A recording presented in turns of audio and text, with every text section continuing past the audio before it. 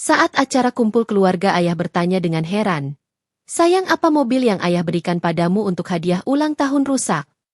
Tapi belum sempat aku jawab, suami tersenyum dan berkata, "Mobil itu sekarang milik ibuku, dia lebih membutuhkan." Lalu ayahku lakukan sesuatu yang membuatku bangga padanya.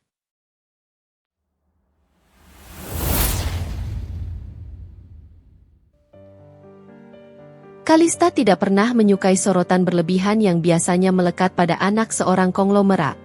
Meski lahir sebagai putri dari Tuan Argan, pemilik Kalista Group yang membentang dari sektor properti, perhotelan, hingga investasi internasional, ia selalu memilih berjalan dengan cara yang paling sederhana yang bisa ia lakukan. Ia tidak pernah meminta untuk diperlakukan bak bangsawan, tidak pernah mengharuskan orang lain merendah di hadapannya, dan tidak pernah merasa dirinya lebih tinggi dari siapapun hanya karena ia dilahirkan dalam keluarga kaya raya. Kelembutan itu membuatnya disayangi banyak orang, tetapi di sisi lain, sifat itu juga memberikan ruang kepada seseorang yang seharusnya mencintainya untuk memanfaatkannya. Pagi itu, jam dinding besar di kamar Kalista menunjukkan pukul 7. Cahaya matahari menembus tirai tipis, menciptakan garis-garis lembut di atas lantai marmer kamar luasnya. Meski besar dan mewah, kamar itu tidak pernah ia penuhi dengan perabot mencolok. Kalista memilih suasana yang menenangkan, hampir seperti ruang meditasi. Warna krem, furnitur kayu dengan garis lembut, wangi lavender yang selalu menguar dari diffuser di sudut ruangan. Ia bangun dengan ritme yang sama seperti biasanya. Membersihkan wajah, merapikan rambut, lalu melangkah ke ruang makan di lantai bawah. Di meja makan sudah tersedia sarapan yang disiapkan asisten rumah tangga. Roti panggang, buah-buahan potong, telur rebus setengah matang, dan segelas air lemon hangat. Kalista duduk sendirian, menikmati suasana rumah yang hening sebelum ia berangkat bekerja ke salah satu divisi Kalista Group. Sebelum menikah, kehidupannya dipenuhi kegiatan yang tersusun rapi dan teratur. Ia memiliki ruang untuk bertumbuh, untuk bermimpi, untuk mengembangkan minatnya pada bisnis kreatif. Namun setelah menikah dengan Yudetra, ritme itu berubah perlahan tanpa ia sadari. Semua dimulai dari hal kecil, lalu bertambah besar seiring waktu. Yudetra, suaminya, bekerja di perusahaan ayahnya sebagai manajer, sebuah jabatan strategis yang diberikan Tuan Argan bukan karena belas kasihan, tetapi semata karena percaya pada potensi Yudetra saat itu. Ketika masih pacaran, Yudetra tidak menunjukkan ambisi yang berlebihan. Ia terlihat sopan, penuh hormat, dan tampak seperti pria yang bisa menjaga putri tunggal keluarga Argan dengan baik. Kalista jatuh cinta pada ketenangan Yudetra dan ketulusannya yang ia kira nyata. Namun setelah menikah, perubahan itu mulai terlihat dari cara Yudetra berbicara, mengambil keputusan, dan terutama dari caranya memandang segala sesuatu yang terkait dengan kekayaan keluarga Kalista. Ia mulai merasa berhak. Ia mulai merasa itu semua adalah bagian dari miliknya juga. Kalista awalnya menganggap hal itu sebagai proses adaptasi, tetapi perubahan-perubahan halus itu semakin lama semakin tidak bisa diabaikan. Paginya setelah sarapan, Kalista biasanya akan berangkat bekerja ditemani sopir keluarga. Ia menggunakan mobil yang diberikan ayahnya sebagai hadiah ulang tahun ketika ia lulus kuliah. Mobil yang nyaman, besar, dan aman. Namun sejak ia menikah dan tinggal bersama Yudetra di rumah yang lebih sederhana, ia mulai mengurangi penggunaan mobil itu karena Yudetra merasa tidak nyaman jika istrinya terlalu mencolok di lingkungan rumah mertua. Kata-kata itu pernah terdengar sederhana waktu pertama kali Yudetra menyampaikan, "Liz, kalau kamu datang dengan mobil sebesar itu ke sini, Mama jadi merasa tidak enak. Orang-orang nanti mengira Mama memanfaatkan kamu."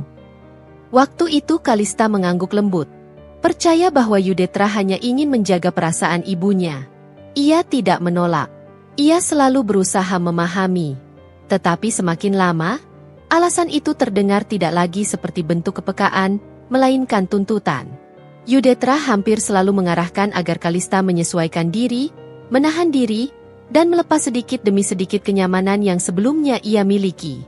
Kalista mencoba menata perasaannya setiap kali hal itu terjadi. Ia memaksa dirinya untuk tetap tenang. Dalam pikirannya, ia ingin rumah tangganya berjalan harmonis. Ia tidak ingin menjadi istri yang membangun jarak antara suami dan ibu mertuanya. Ia justru ingin diterima dengan hangat. Namun penerimaan itu tidak pernah benar-benar datang. Ketika ia pertama kali bertemu Bu Yuni, ia mencoba membuka hati seluas mungkin.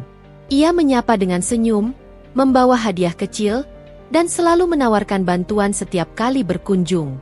Tetapi selama ini, Bu Yuni selalu melihatnya dengan tatapan yang sulit Kalista artikan. Tatapan itu seolah menilai, menakar, dan selalu bertanya dalam diam, apalagi yang bisa diambil dari menantu kaya ini? Meskipun begitu, Kalista tetap berusaha. Ia tidak pernah membalas sikap Bu Yuni dengan hal yang sama. Ia percaya bahwa ketulusan hati suatu hari akan mencairkan apapun yang keras di antara mereka. Namun keyakinan itu mulai goyah ketika kenyataan menunjukkan sebaliknya. Kalista merapikan tasnya dan bersiap pergi. Hari itu ia berencana untuk menghadiri rapat divisi di kantor pusat Kalista Group, sebuah rapat yang penting karena menyangkut rencana ekspansi bisnis. Namun sebelum ia benar-benar keluar, ponselnya berbunyi. "Liz, kamu berangkat jam berapa? Mama ingin titip sesuatu." Suara Yudetra terdengar dari seberang telepon. Kalista menjawab, "Aku berangkat sebentar lagi. Ada yang harus aku bawa?" "Titipkan 2 kotak makanan untuk Mama ke rumah. Mama bilang kamu lewat kan? Sekalian saja." Padahal jelas ia tidak lewat, dan jarak rumah mertuanya jauh ke arah lain. Namun Kalista tidak ingin mempermasalahkan hal remeh di pagi hari, apalagi sebelum rapat penting. Ia mengiyakan, lalu memberitahu bagian dapur untuk menyiapkan apa yang diminta. Ketika Kalista keluar rumah, sopirnya sudah menunggu di depan pintu. Mobil hitam itu terparkir di jalan masuk, siap mengantar. Namun langkah Kalista terhenti sejenak. Ia memandangi mobilnya. Rasanya berat menggunakan mobil itu karena ia tahu Yudetra tidak suka. Ia menghembuskan napas dan masuk ke dalam mobil. Mencoba mengabaikan rasa tak nyaman yang menusuk dadanya setiap kali ia terpaksa menyesuaikan diri agar Yudetra merasa puas. Di dalam mobil, ia duduk tenang, membuka laptop kecilnya untuk melihat ulang materi presentasi rapat. Namun pikirannya bukan pada lembar presentasi, melainkan pada rumah tangganya sendiri. Ia mulai merasa ada sesuatu yang tidak seimbang. Ia memberi terlalu banyak tanpa pernah menerima hal yang sama. Ia mengorbankan kenyamanannya untuk Yudetra, tetapi Yudetra tidak pernah melakukan itu untuknya. Ketika mobil berhenti di lampu merah, ia menatap keluar jendela. Ia melihat orang-orang berjalan dengan langkah terburu-buru, sibuk dengan kehidupan masing-masing. Dalam momen itu, ia merasa seperti seseorang yang tidak terlihat. Seseorang yang perlahan kehilangan dirinya sendiri dalam usahanya beradaptasi dengan keinginan suami dan mertua. Ia masih mencintai Yudetra, tetapi ia mulai menyadari bahwa cintanya membuatnya terlalu memaklumi, terlalu menoleransi hal-hal yang seharusnya tidak ia diamkan. Setibanya di lokasi rapat, semua staf dan manajer menyambutnya dengan hormat. Mereka tahu bahwa Kalista bukan sekadar putri bos. Ia punya kapasitas sebagai pekerja, punya ide, dan kontribusinya nyata. Kalista selalu menjaga hal itu karena ia tidak ingin dianggap mendapat posisi hanya karena hubungan darah. Rapat berjalan baik. Kalista memberikan beberapa masukan penting yang diterima oleh tim. Setelah rapat selesai, ia kembali melihat ponselnya. Ada pesan dari Yudetra. "Liz, nanti malam Mama mau datang ke rumah. Tolong siapkan makan malam yang enak ya. Mama mau coba menu baru." Kalista membaca 2 kali. Tidak ada kata, "bisa tidak?" atau "kamu sedang sibuk." Semua terdengar seperti perintah. Ia merasa ada yang menusuk di dadanya, tetapi ia tetap membalas dengan sopan. "Oke, aku siapkan." Ia menutup ponselnya dan menarik napas panjang. Semakin hari ia merasa ruang geraknya semakin sempit. Ia seperti selalu berada di antara tuntutan Yudetra dan keinginan Bu Yuni. Namun meski begitu, ia masih mencoba bertahan. Ia percaya bahwa membangun rumah tangga tidak mudah. Ia ingin mempertahankan apa yang ia miliki, meski ia tidak yakin lagi apa yang sedang ia pertahankan. Sore menjelang ketika ia kembali ke rumah. Sebelum tiba, ia mampir ke toko roti yang terkenal dengan kualitas premium. Ia memesan dessert favorit Bu Yuni sebagai bagian dari makan malam nanti.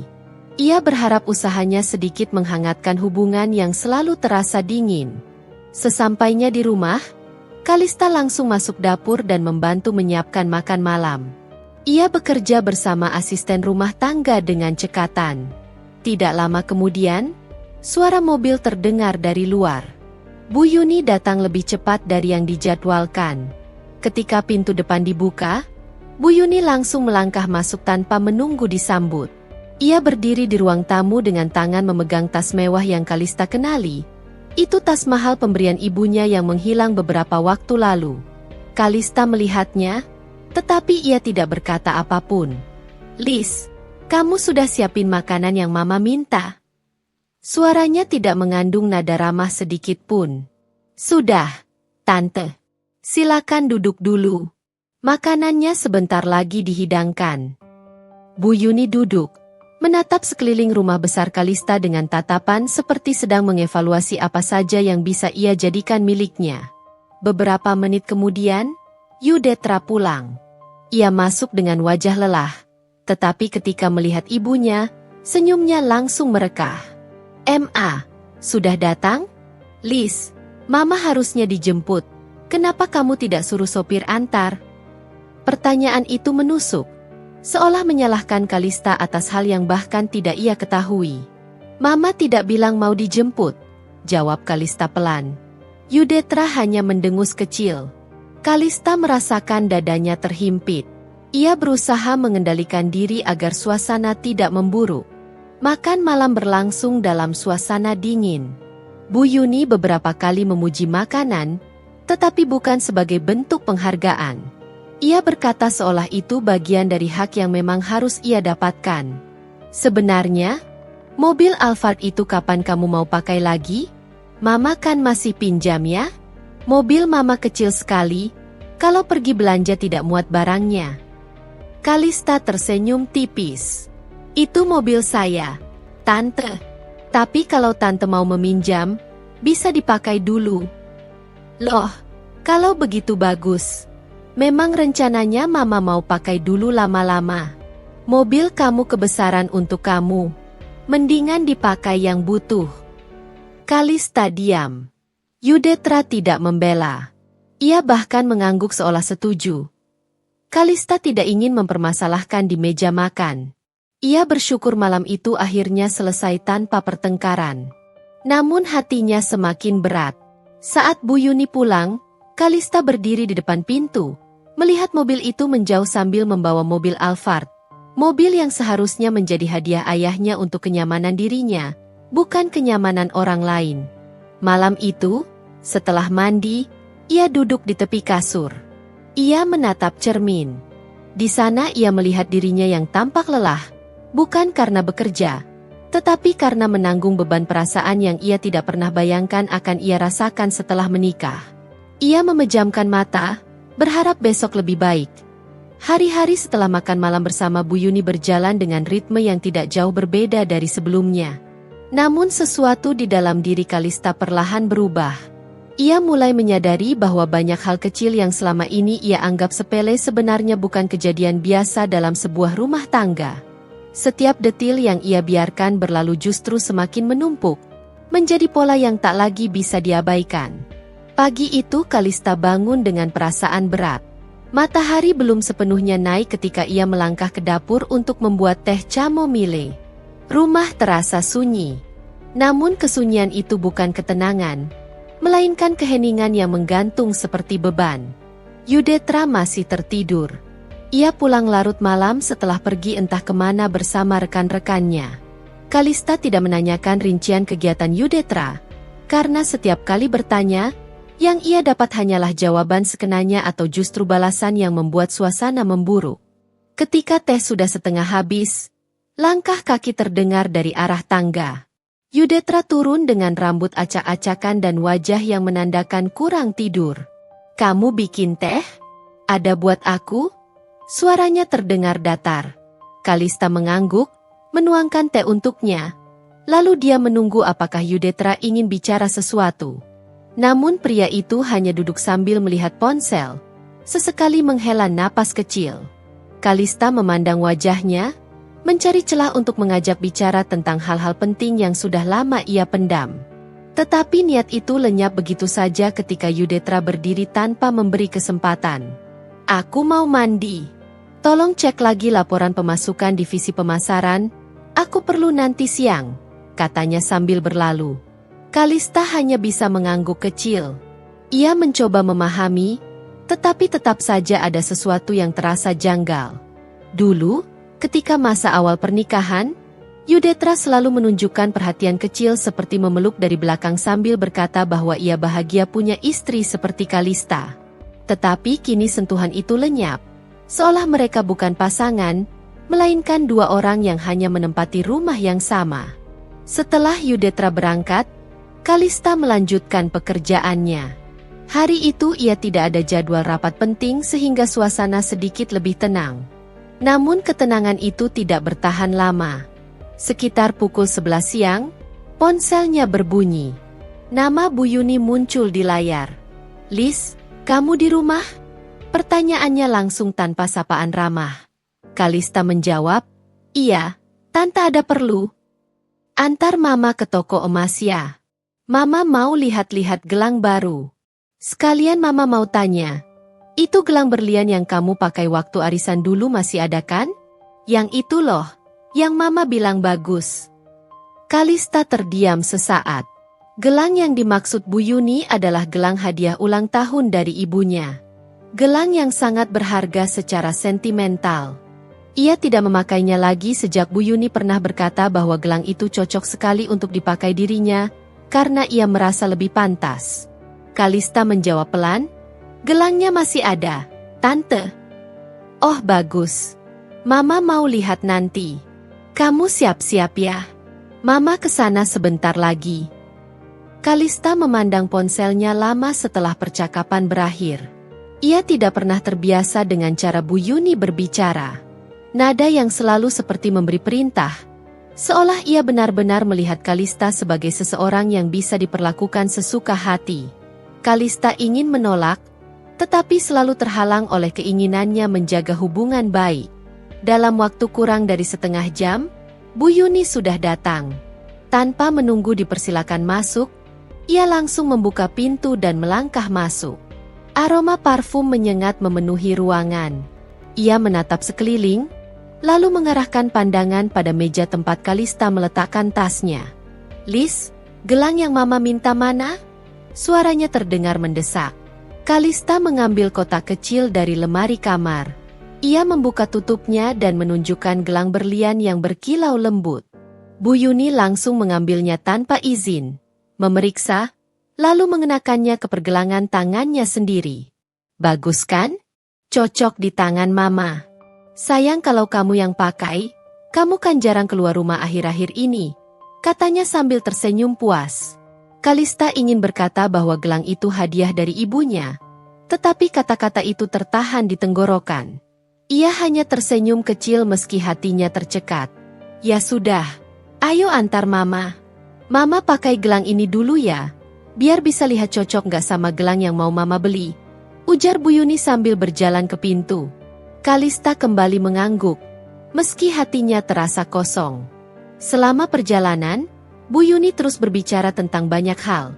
Keinginannya membeli gelang berlian baru, rencana liburan, dan komentar tentang gaya hidup orang lain yang menurutnya kurang kelas. Kalista hanya mendengarkan. Ia berusaha membalas secukupnya, menjaga sopan santun. Namun di tengah obrolan, Bu Yuni berkata sesuatu yang membuat Kalista menegang. "Lis, mobil Alphard itu Mama pakai dulu ya. Mobil Mama kecil, nggak pantas. Kamu pakai mobil biasa saja kan bisa." Kalista menelan ludah. "Tapi Tante, itu hadiah ulang tahun dari Papa." Bu Yuni memotong. "Justru karena itu hadiah dari Papa kamu, harusnya kamu bagi kebahagiaan itu dengan keluarga suami. Mama kan keluarga kamu juga." Perjalanan itu seperti ujian kesabaran. Ketika akhirnya sampai di toko emas, Bu Yuni keluar dengan wajah puas setelah membeli gelang yang ia inginkan. Ketika pulang, Ia tidak mengembalikan gelang hadiah Ibu Kalista. Biar Mama bawa dulu ya. Nanti kalau sudah bosan, Mama kasih balik, ujarnya santai. Kalista hanya mengangguk, lalu membantu membawakan tas belanjaan Bu Yuni ke dalam mobil. Dalam hati ia merasa semakin kecil. Ia tidak tahu harus bersikap seperti apa. Menolak akan membuat keributan. Mengizinkan membuatnya terus dimanfaatkan. Saat pulang, Kalista duduk di sisi tempat tidur dan meletakkan kepalanya di atas kedua tangan. Ia menutup mata lama sekali, membiarkan dadanya tersesak penuh. Malamnya ketika Yudetra pulang, ia langsung melihat gelang yang tidak lagi ada di meja rias. "Kamu kasih Mama gelang itu?" tanyanya tanpa emosi, seolah gelang itu hanya barang dagangan. Kalista menjawab, "Tante ingin meminjam." Yudetra hanya mengangguk. "Baguslah. Kamu kan jarang pakai. Mama pasti lebih butuh." Kalista merasa hatinya seperti retak sepotong kecil. Kata-kata itu tidak berlebihan, tidak kasar, tetapi menusuk keras karena berasal dari suaminya sendiri. Semua ini masih di awal, tetapi jelas menunjukkan bagaimana Yudetra mulai berubah. Ia mulai memihak ibunya atas segalanya. Ia mulai merasa Kalista wajib memenuhi semua permintaan Bu Yuni. Dan yang paling menyakitkan, ia bahkan tidak memikirkan perasaan istrinya sama sekali. Beberapa hari setelah kejadian gelang, suasana rumah Kalista terasa semakin berbeda. Ada ruang-ruang yang dulu dipenuhi kehangatan kecil, kini berubah menjadi tempat yang membuatnya sering menarik napas panjang sebelum melangkah masuk. Ia tidak mengerti bagaimana perubahan itu bisa terjadi begitu cepat. Yang ia tahu, semakin hari Bu Yuni semakin menancapkan kukunya dalam-dalam ke dalam hidupnya. Pagi itu, Kalista baru saja selesai merapikan meja makan ketika ponselnya kembali berbunyi. Nama Bu Yuni terpampang jelas.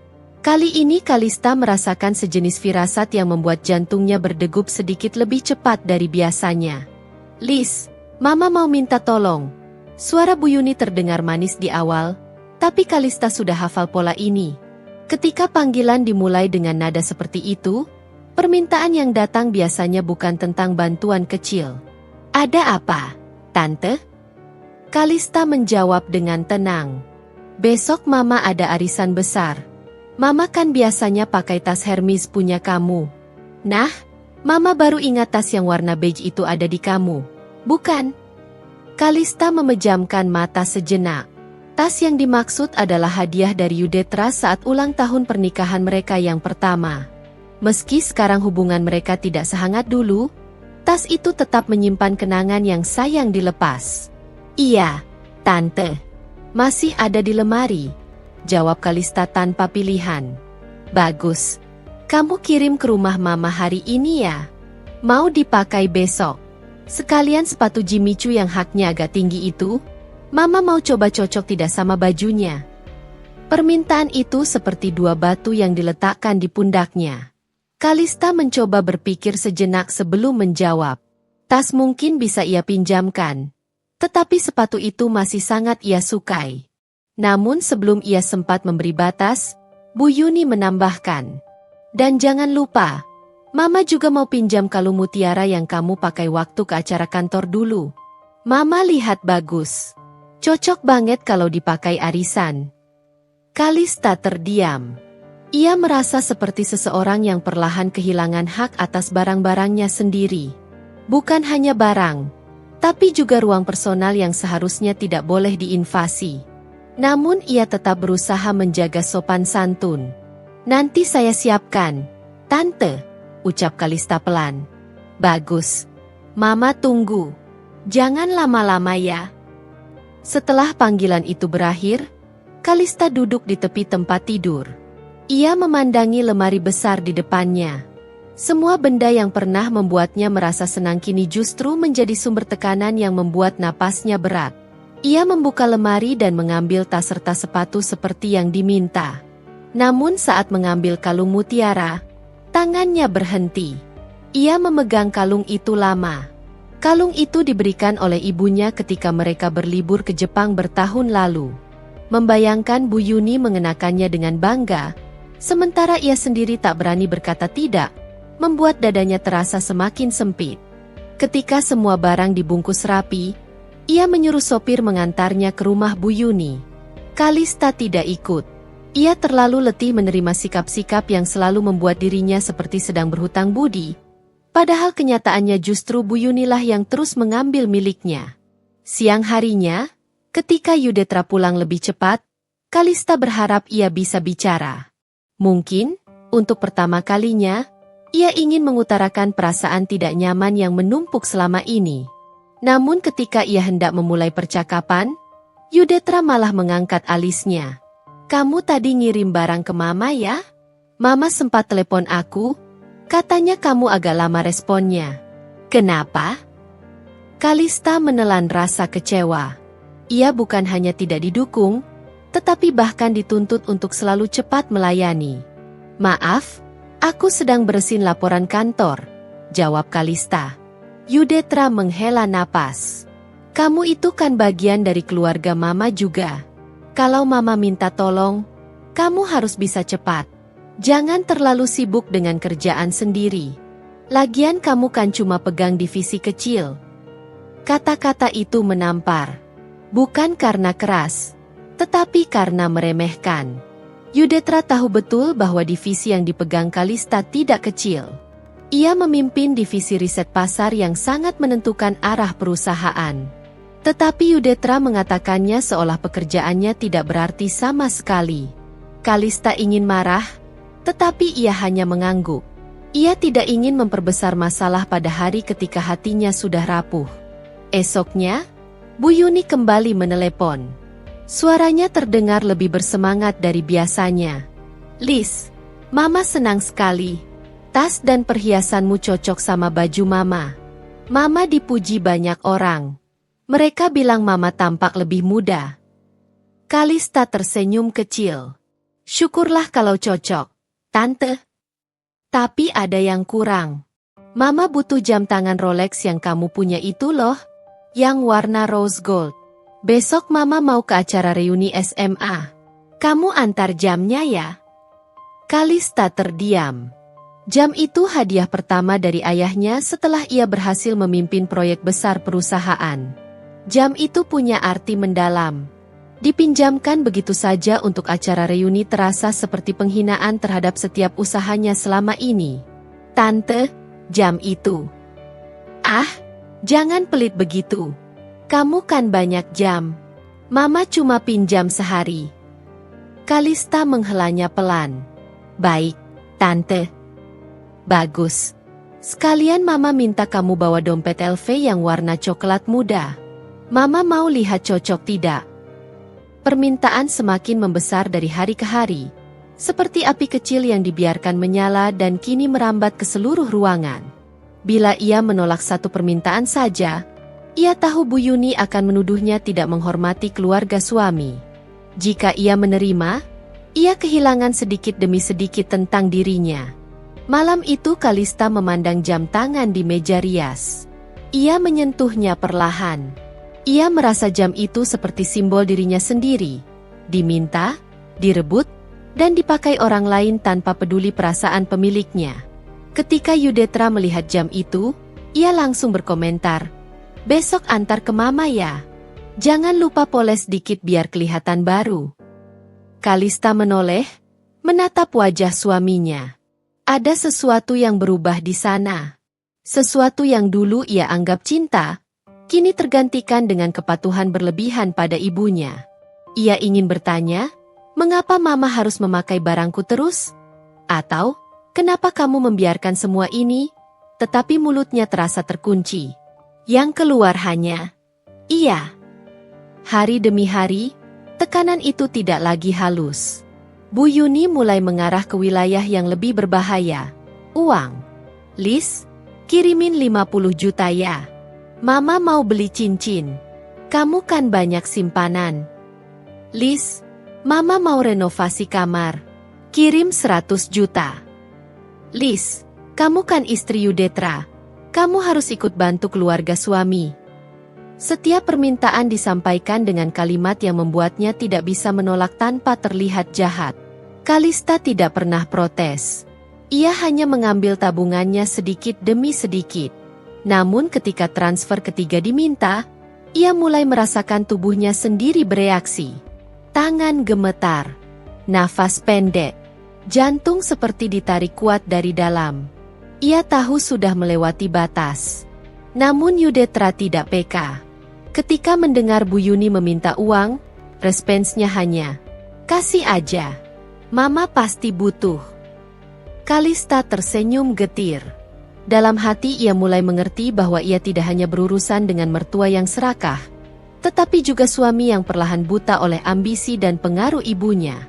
Kalista bangun lebih pagi dari biasanya, bukan karena ada acara penting, melainkan karena sejak beberapa minggu terakhir tidurnya tidak pernah benar-benar tenang. Ia merasa rumah itu semakin kehilangan rasa aman yang dulu ia bayangkan ketika memutuskan menikah dengan Yudetra. Hari itu, ia memiliki rencana sederhana. Pergi ke butik langganannya untuk mengambil gaun yang sudah dipesan sejak 3 minggu lalu. Ayahnya berulang kali mengingatkan agar Kalista tetap merawat dan menikmati apapun yang ia miliki, bukan malah diberikan sembarangan pada orang lain. Dan karena saran itu, Kalista memutuskan menggunakan mobil Alphard hadiah ulang tahunnya dari sang ayah untuk pertama kalinya setelah lama terparkir tak tersentuh. Ia sudah mandi, berdandan sederhana, lalu menuruni tangga. Senyum kecil muncul ketika ia melihat mobilnya di garasi. Putih mutiara, bersih, berkilau, dan tampak seperti baru dibeli kemarin. Tapi saat ia mendekat, jantungnya tersengat. Mobil itu tak ada. Garasi yang biasanya terisi dengan bodi besar Alphard itu kini kosong, menyisakan bercak oli tipis dan jejak ban. Kalista memegang dadanya. Sekujur tubuhnya terasa ringan, seperti hendak jatuh. Ia langsung masuk kembali ke rumah. Suaranya bergetar saat memanggil suaminya. "Detra, mobilku di mana?" Yudetra yang tengah bersandar di sofa menoleh pelan. Wajahnya santai seolah yang hilang hanyalah sandal jepit. "Oh, Alphard itu? Sudah aku pinjamkan ke Mama." Kalista menghentikan langkahnya. Napasnya seperti tertahan. "Dipinjamkan?" ulang Kalista pelan, memastikan ia tidak salah dengar. Yudetra mengangguk sambil memeriksa ponselnya. "Iya. Mama bilang mobilnya sudah tua. Dia capek kalau harus nyetir mobil kecil kalau pergi arisan atau undangan. Mobil Alphard itu lebih cocok buat dia." Kalista berusaha tertawa kecil, berharap ini hanyalah candaan yang gagal lucu. Namun tawa itu malah pecah menjadi suara sumbang. "Detra, itu hadiah ulang tahun dari ayah. Aku belum pernah menggunakannya. Kamu tidak bisa memutuskan begitu saja." Yudetra mengangkat alis, jelas tidak senang diingatkan. "Kamu ini gimana sih? Mama cuma pakai sebentar. Lagi pula, kamu kan jarang keluar rumah. Buat apa kamu punya mobil besar begitu? Mending dimanfaatkan orang yang lebih perlu." "Yang lebih perlu?" Kalista menggenggam ujung bajunya, seolah hanya itu pegangan yang ia punya. "Ya, Mama lah. Dia sering keluar rumah. Kalau dia pakai mobil itu bentuk bakti kita. Kamu tidak mau terlihat sebagai menantu durhaka, kan?" Kalista memejamkan mata. Kata-kata itu selalu muncul, datang dari arah manapun, baik dari suaminya maupun mertuanya. Ia selalu dianggap akan menjadi durhaka bila menolak keinginan mereka. Lama-kelamaan, tekanan itu menjelma menjadi aturan tak tertulis. Apapun yang Bu Yuni inginkan, pada akhirnya akan diberikan. "Detra," ucap Kalista perih, "itu bukan barang murah. Itu hadiah khusus dari ayah untukku. Ada maknanya bagiku." "Ayahmu bisa belikan kamu yang lain kalau kamu mau," jawab Yudetra tanpa menoleh. "Dia tidak akan rugi." Kalista seperti mendengar suara sesuatu retak dalam dadanya. Yudetra tidak pernah mau mengerti bahwa bukan perkara harga, melainkan nilai emosional. Alphard itu adalah simbol kasih sayang ayahnya. Simbol perhatian seorang orang tua yang ingin memastikan anaknya hidup nyaman setelah menikah. Namun bagi Yudetra, semuanya hanya soal siapa yang berhak menikmati kemewahan itu. Detra, kapan kamu berikan ke Mama? Tanya Kalista, masih mencoba tetap tenang. 2 hari lalu. Mobil lama Mama sudah dijual. Kalista tersentak. Dijual? Tanpa bicara denganku? Kamu kan akan bilang apapun yang kamu bilang sekarang, jawab Yudetra datar. Jadi aku ambil keputusan cepat. Mama butuh. Kamu tidak keberatan? Itu kelihatannya situasi paling logis. Siapa bilang aku tidak keberatan? Suara Kalista pecah untuk pertama kalinya sejak lama. Yudetra berdiri, terlihat tersinggung. Kamu berubah ya, Lis? Biasanya kamu tidak pernah mempermasalahkan apapun. Apa kamu mulai mau hitung-hitungan sama keluarga sendiri? Ini bukan tentang hitung-hitungan, jawab Kalista sambil menahan air mata. Ini tentang penghargaan. Tentang bagaimana kamu memperlakukan sesuatu yang diberikan ayahku. Yudetra mendekat, wajahnya semakin menegang. Kamu ini keras kepala. Sudah aku bilang, Mama butuh. Titik. Kalista menatapnya, dan untuk pertama kalinya, ia melihat sesuatu yang selama ini enggan ia akui. Suaminya tidak membelanya. Suaminya membela ibunya. Setiap waktu, setiap masalah, setiap keputusan. Bahkan ketika yang dipertaruhkan adalah perasaan istrinya sendiri. Kalau begitu, Kalista berbisik, minimal kamu minta izinku sebelum mengambilnya. Sudah terjadi, jadi percuma dibahas. Yudetra menepuk bahunya seakan menenangkan, padahal justru merendahkan. Mobil itu sudah cocok dengan Mama. Dia senang sekali. Kamu harusnya ikut senang. Kalista menahan napas, lalu berbalik. Ia berjalan ke kamarnya tanpa sepatah kata lagi. Tangannya gemetar ketika menutup pintu. Ia bersandar lama di belakang pintu, matanya terpejam, merasakan tekanan yang sudah lama menumpuk hingga meledak tanpa suara. Mobil itu memang hanya benda, tapi kehilangan itu terasa jauh lebih dalam. Ia merasa diambil haknya, martabatnya, bahkan simbol kasih keluarganya. Tak lama berselang, ponselnya berbunyi. Pesan dari ayah. Nak, sudah coba mobil Alphard yang ayah kasih? Bagus tidak? Ayah ingin kamu pakai itu. Kamu pantas dapat kenyamanan itu. Air mata Kalista langsung jatuh tanpa bisa ditahan. Ia mengetik sesuatu. Menghapusnya. Mengetik lagi. Menghapus lagi. Pada akhirnya, ia tidak membalas apapun sebab apa yang bisa ia jawab? Bagaimana ia bisa memberitahu ayahnya bahwa hadiah itu sudah bukan miliknya lagi? Ia memejamkan mata. Napasnya semakin patah. Untuk pertama kalinya, ia sadar, apapun yang ia lakukan untuk menjaga keharmonisan rumah tangga ini selalu dianggap tidak cukup. Kalista duduk di sudut ranjang sambil memandangi jari-jarinya yang saling bertaut.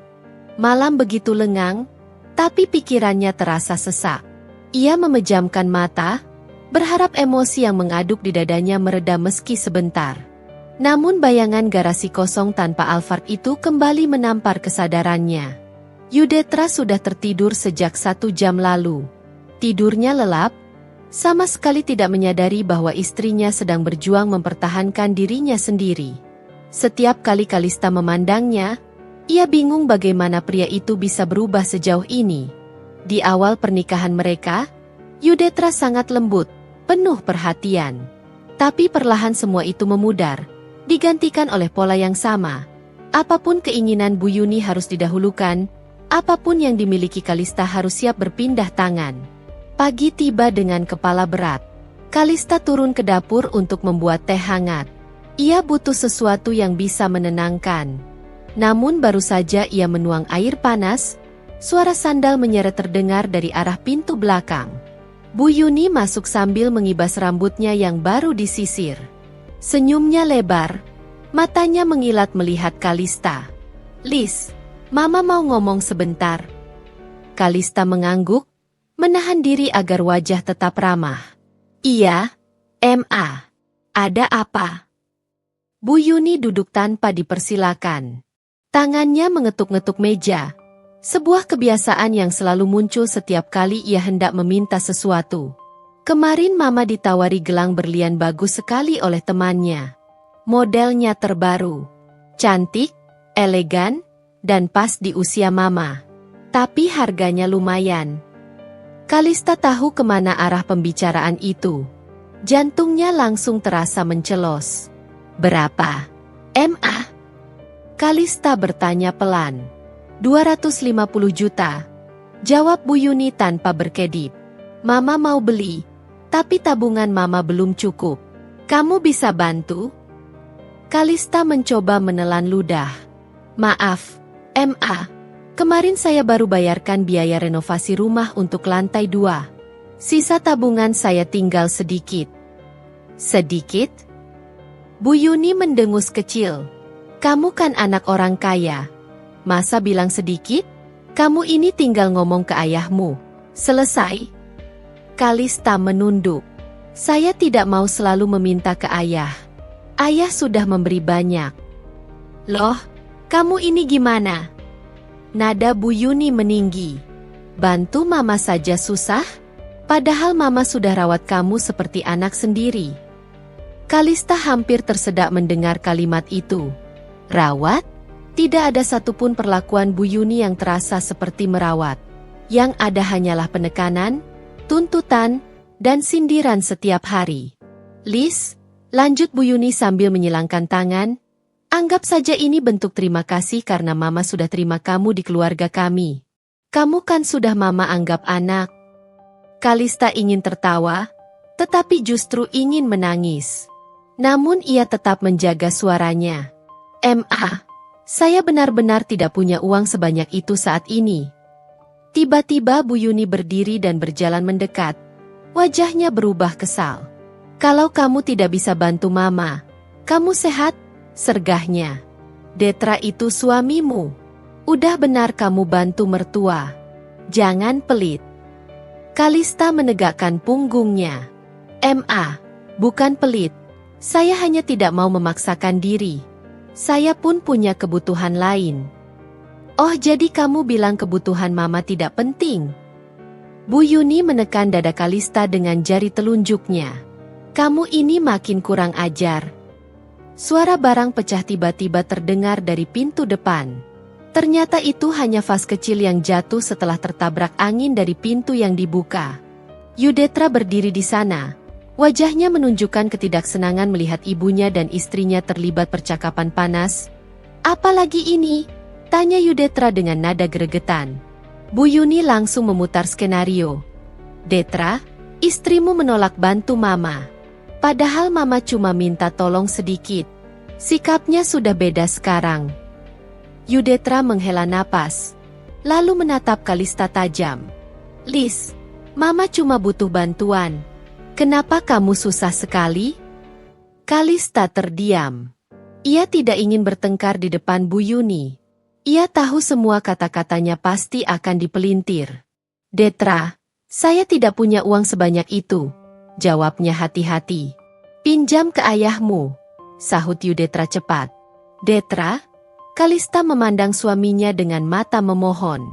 Tolong jangan begitu. Saya tidak selalu ingin membebani ayah. Berarti kamu membiarkan Mama kecewa? Yudetra memotong. Kalista menunduk, terasa dipinggirkan dari rumahnya sendiri. Yudetra melangkah lebih dekat dan menatapnya seolah ia melakukan kesalahan besar. Kamu ini istri siapa? Kamu tidak seharusnya membatasi diri begitu. Orang tua sendiri saja kamu pikirkan. Kenapa Mama kamu abaikan? Suara Yudetra meninggi. Detra, kamu tidak adil, balas Kalista pelan. Saya hanya minta kita mempertimbangkan kebutuhan kita sendiri juga. Kalau begitu jual saja perhiasanmu yang tidak terpakai. Usul Bu Yuni seenaknya. Saya. Sudah, potong Yudetra.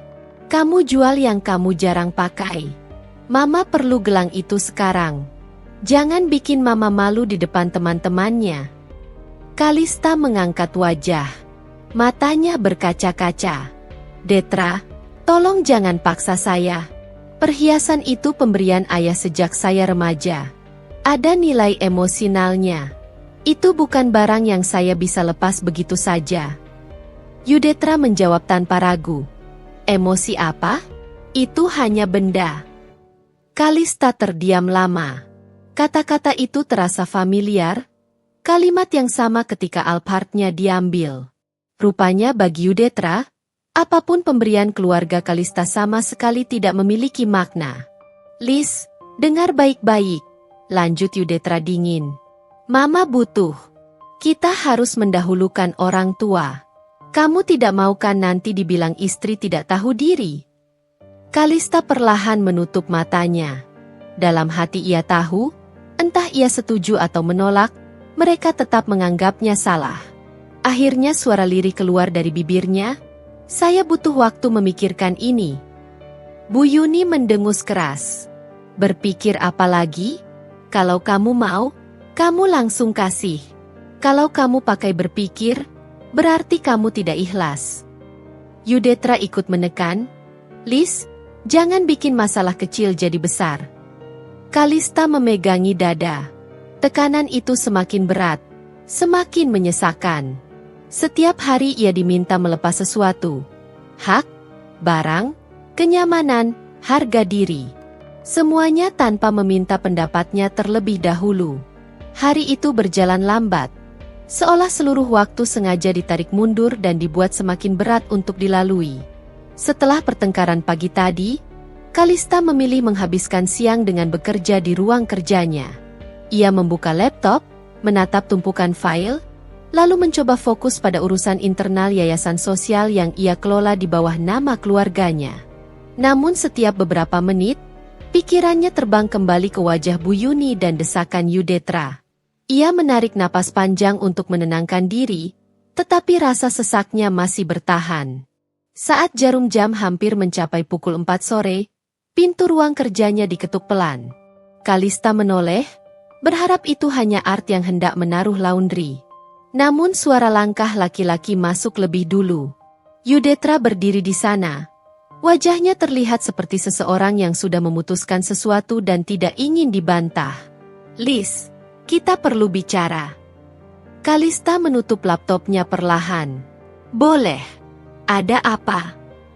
Tanpa duduk, Yudetra menyandarkan tubuhnya pada meja kerja, kedua tangannya disilangkan di dada. Aku sudah pikirkan masalah pagi tadi. Kalista langsung merasa dadanya menegang. Masalah gelang itu? Bukan hanya soal gelang, jawab Yudetra. Mama merasa kamu mulai susah diajak kompromi.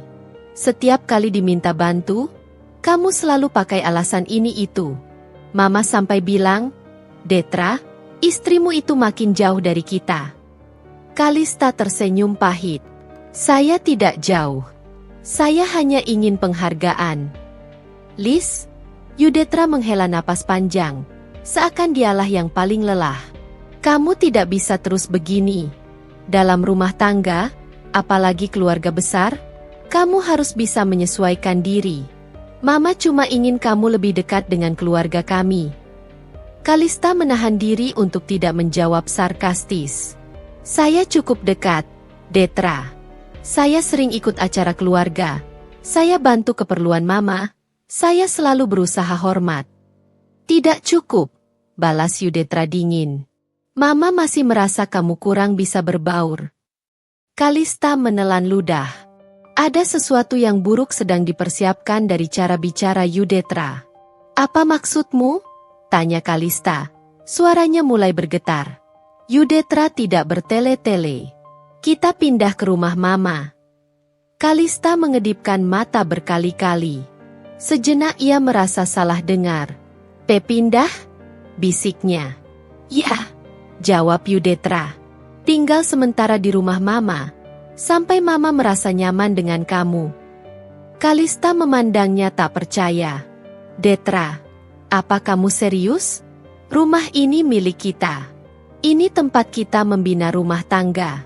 Kenapa harus pindah? Karena Mama butuh perhatian, jawab Yudetra enteng. Mama merasa kesepian sejak Papa meninggal. Dia bilang rumahnya terlalu besar untuk ditinggali sendiri. Kesepian? Kalista menggeleng kecil. Tapi Mama setiap hari ditemani asisten rumah tangga, supir, bahkan tetangganya selalu datang arisan. Itu beda, potong Yudetra cepat. Orang tua tetap butuh anaknya. Tapi kenapa harus saya ikut pindah? Kalista mencoba menjaga suara tetap lembut. Kamu bisa saja menjenguk Mama lebih sering. Setiap hari pun tidak masalah. Kamu menyulitkan, bentak Yudetra. Mama ingin kita tinggal bersama, dan aku setuju. Kalista terpaku. Seluruh tubuhnya terasa dingin. Detra, saya tidak nyaman tinggal di sana. Mama tidak pernah benar-benar suka saya. Kamu salah, jawab Yudetra. Justru karena Mama ingin mendekat, dia ingin kita tinggal bersama. Kalista memejamkan mata sejenak. Jika benar Bu Yuni ingin mendekat, kenapa selama ini semua ucapannya terasa menusuk? Kenapa setiap kali ada masalah kecil, Kalista yang disalahkan? Kenapa setiap barang pemberian ayahnya selalu dianggap pantas untuk diambil? Lis, kamu harus bisa kompromi, lanjut Yudetra. Ini bukan hanya tentang kamu. Ini tentang keluarga. Keluarga siapa? Tanya Kalista lirih. Keluargaku atau keluargamu? Perubahan ekspresi Yudetra terlihat jelas. Ia tidak suka pertanyaan itu. Jangan mulai bersikap egois, katanya tegas. Kita pindah minggu depan.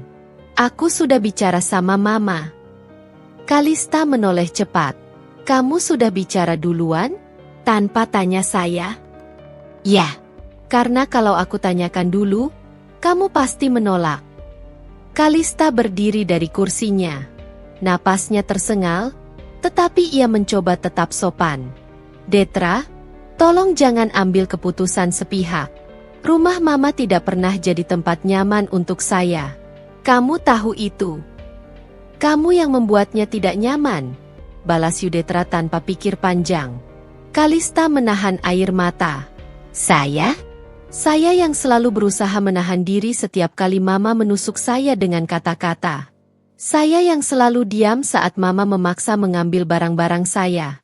Saya bahkan tidak pernah membalas satu pun ucapannya. Tapi kamu bilang saya yang membuatnya tidak nyaman. Lis, kamu jangan melebih-lebihkan. Yudetra mengibaskan tangan. Mama hanya keras sedikit. Semua ibu mertua begitu. Keras. Kalista menahan diri agar tidak berteriak. Detra, dia mengambil mobil saya tanpa persetujuan. Dia memaksa saya jual perhiasan. Dia menghin. Selesai. Yudetra memotong. Aku tidak mau bahas itu lagi. Kamu akan ikut. Pikirkan ini sebagai bentuk bakti kamu pada keluarga suami. Bagaimana dengan bakti kamu pada istrimu? Tanya Kalista. Suaranya tidak lebih dari bisikan. Yudetra tidak menjawab. Ia hanya memutar badan dan berjalan pergi.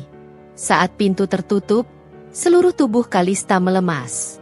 Ia duduk kembali, tetapi lututnya gemetar hebat. Ruang kerja yang biasanya menjadi tempat raman baginya kini seakan mengecil, menekan, mengurung. Tinggal di rumah Bu Yuni berarti melepaskan privasi, melepaskan rasa hormat, melepaskan kenyamanan, melepaskan dirinya. Tujuan Kalista hari itu sederhana. Ia ingin bernapas, ingin menjauh sejenak dari tekanan yang menumpuk di rumah. Setelah percakapan tentang kepindahan ke rumah mertua, kepalanya terasa penuh. Ia berjalan tanpa suara ke kamar, mengambil tas kecil dan ponselnya, lalu mengenakan mantel tipis. Ia butuh waktu sendirian sebelum pikirannya meledak. Saat melangkah menuju garasi, ia refleks mencari Alphardnya. Meski sudah tahu mobil itu bukan miliknya lagi. Yang tersisa hanya ruang kosong. Kadang ia masih tidak percaya bahwa hadiah ulang tahun dari ayahnya, benda penuh kenangan manis, bisa berpindah tangan begitu mudah hanya karena satu kalimat dari Bu Yuni. Ia menunduk, menarik napas panjang, lalu membuka aplikasi pemesanan taksi. Taksi sedannya saja cukup, gumamnya lirih. Beberapa menit kemudian, kendaraan berhenti di depan pagar. Sopir membuka pintu dengan sopan. Ibu Kalista. Iya, Pak. Keruko Grand Starlik, kantor Papa. Jawabnya. Perjalanan dimulai dalam keheningan. Kalista menatap keluar jendela, melihat jalanan yang padat namun terasa jauh. Ia belum siap bercerita banyak, bahkan pada dirinya sendiri. Di tengah jalan, ponselnya bergetar. Notifikasi pesan dari Yudetra. Detra, kemana kamu? Kenapa pergi tanpa bilang? Kalista menekan tombol power, mematikan layar tanpa membalas. Ia tidak mau menjelaskan. Ia hanya ingin hening, tanpa tuntutan, tanpa tekanan. Sopir itu sesekali melihat dari kaca spion. Ibu tidak apa-apa? Tanyanya hati-hati. Kalista tersenyum kecil, sekadar sopan. Tidak apa-apa, Pak. Namun ia tahu wajahnya tidak bisa membohongi siapapun. Matanya sembab, dan ujung hidungnya memerah karena menahan emosi yang sejak tadi menggedor-gedor dadanya. Beberapa menit kemudian, taksi melewati taman kota yang dulu sering ia kunjungi saat masih kuliah, tempat ia membaca novel sambil menunggu ayahnya menjemput. Kenangan itu membuat dada terasa hangat dan sakit sekaligus. Saat itu hidupnya sederhana. Tidak serumit sekarang. Sopir menyalakan radio pelan. Lagu mellow mengalun. Tidak membantu menahan air mata Kalista yang akhirnya jatuh satu persatu. Ia cepat-cepat menghapusnya sebelum sopir melihat. Ketika taksi berbelok ke jalan masuk area perkantoran milik ayahnya, ia baru sadar betapa rindunya ia pada keluarga sendiri. Mereka tidak pernah menuntut, tidak pernah memaksa, tidak pernah mempermalukan. Mereka hanya memberi, mencintai, dan melindungi. Sementara di rumah yang kini ia tempati dengan Yudetra, semua hal terasa sebaliknya. Taksi berhenti di depan gedung. Kalista membayar, mengucapkan terima kasih, lalu turun perlahan. Ayahnya, Pak Darmawan, sedang berdiri di depan lobi. Ia seharusnya berada di lantai atas, tapi rupanya melihat kedatangan Kalista dari jendela kantor dan langsung turun. Ayah? Kalista tertegun. Ayahnya melangkah cepat mendekat. Kenapa kamu datang pakai taksi? Lis? Mobil kamu mana? Kamu sehat? Kalista membuka mulut, tetapi suaranya tercekat. Hanya air mata yang lebih dulu jatuh. Pak Darmawan langsung memegang bahunya. Lis? Apa yang mereka lakukan padamu lagi? Kalista menggeleng, berusaha menahan suara gemetar. Ayah, saya tidak mau jadi beban. Ayahnya menatap dalam-dalam. Kamu anakku. Kamu bukan beban. Yang membebani kamu itu Yudetra dan ibunya. Jangan samakan. Kalista maju memeluk ayahnya. Tangis itu akhirnya pecah tanpa bisa ditahan. Ayahnya memeluk balik dengan kuat, seolah ingin menegaskan bahwa punggung anaknya tidak harus menahan semua sendiri. Setelah beberapa menit, mereka duduk di ruang tamu kantor. Pak Darmawan menyodorkan air mineral sambil mengusap punggung tangan Kalista. Sekarang cerita. Dari awal. Kenapa kamu bisa datang dengan taksi? Kenapa kamu terlihat seperti habis ditindas? Kalista menunduk, mengusap mata. Suaranya pelan, hati-hati, seolah bicara terlalu keras bisa membuatnya runtuh lagi. Mobil saya. Maunya Bu Yuni. Dia bilang butuh mobil besar untuk belanja dan jalan-jalan. Dan Detra bilang, mobil itu sekarang milik Mama. Rahang ayahnya langsung mengeras. Tangan yang memegang gelas mengepal tanpa sadar. Lalu pagi tadi, lanjut Kalista, mereka meminta saya jual perhiasan pemberian ayah. Untuk beli gelang berlian untuk Mama. Air muka Pak Darmawan berubah semakin tegas. Kalista. Ayah? Kalista mengusap hidung. Detra juga bilang kami harus pindah ke rumah Mama Yuni. Mulai minggu depan. Ayahnya berdiri tiba-tiba. Kursi bergeser cukup keras hingga menarik perhatian staf di luar ruangan. Keterlaluan. Suaranya rendah, tapi penuh amarah yang ditahan. Ia melihat putrinya yang duduk lemah, dan seluruh naluri seorang ayah langsung tersulut. "Lis, kamu mau dengar ayah?" tanya Pak Darmawan pelan namun tegas. Kalista mengangguk tanpa suara. "Kamu tidak akan tinggal di rumah mereka. Tidak satu malam pun." Kalista membuka mata, terkejut. "Tapi, ayah." "Tidak ada tapi." Pak Darmawan mencondongkan tubuh, memegang kedua tangan putrinya kuat-kuat. "Kamu sudah terlalu lama diam. Terlalu lama menahan. Dan hari ini kamu pulang dengan taksi. Karena mereka merampas hadiah ulang tahunmu. Lis, ayah mana yang bisa terima itu?" Kalista terisak pelan. Ayahnya melanjutkan, suaranya penuh ketegasan yang tidak bisa dibantah. "Ayah akan bicarakan semuanya. Kalau perlu, ayah akan selesaikan pernikahan ini. Kamu tidak boleh hidup menderita seperti ini." Kalista terkejut takut. "Ayah, jangan buru-buru. Kamu harus diselamatkan dari mereka. Lis." Tiba-tiba ponsel Kalista berbunyi. Layar menunjukkan nama Yudetra. Kalista menatap ayahnya, ragu. "Angkat," ujar Pak Darmawan. "Ayah ingin dengar bagaimana nada suaranya." Kalista menggeser tombol hijau. "Lis, kenapa kamu tidak balas? Kamu kemana?" Nada Yudetra keras, seperti sedang memarahi pembantu, bukan menanyakan istri.